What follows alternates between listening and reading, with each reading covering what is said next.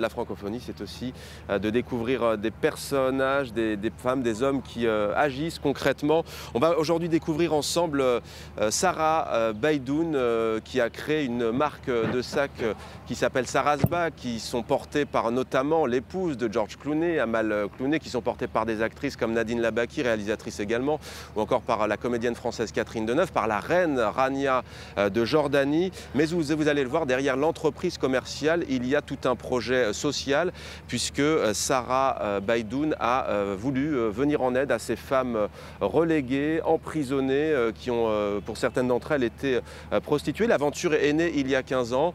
Nous sommes allés à sa rencontre. Regardez, on se retrouve juste après.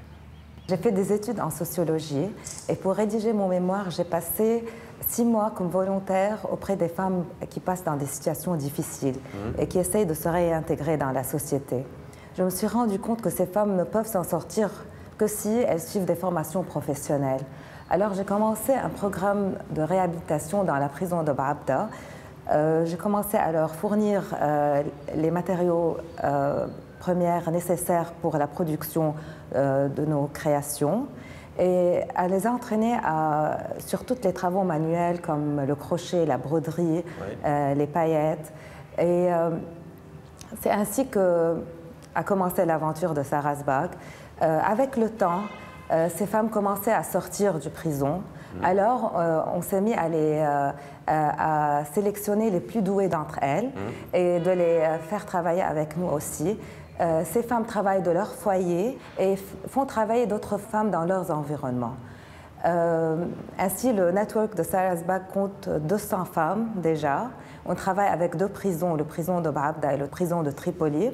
C'est une idée qui a commencé comme un engagement social et avec le temps est devenue une entreprise commerciale, mais qui a toujours comme but de supporter une cause sociale.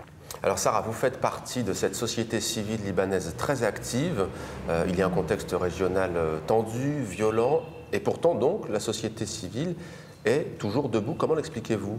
Je crois qu'à cause du manque de support gouvernemental, la société civile essaye de son mieux de combler ce vide.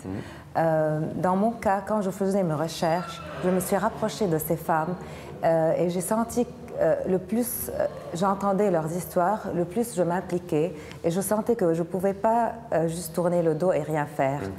Je suis très fière de mon parcours. Sarasbag, c'est du fait main à la mode. On crée des sacs qui emploient et met en valeur l'artisanat. Sans sacrifier la finition, le goût esthétique et aussi les techniques modernes. Je travaille maintenant avec une équipe qui est hautement professionnelle, de designers, dans le marketing, dans le design, dans la distribution. Et c'est grâce à cette équipe qu'on a pu positionner Sarasbag là où il est. Je crois que les femmes qui portent mon sac sont plutôt des femmes qui veulent soutenir la cause féminine et qui sont fières de faire travailler d'autres femmes dans le besoin. Il y a un acte militant. Oui.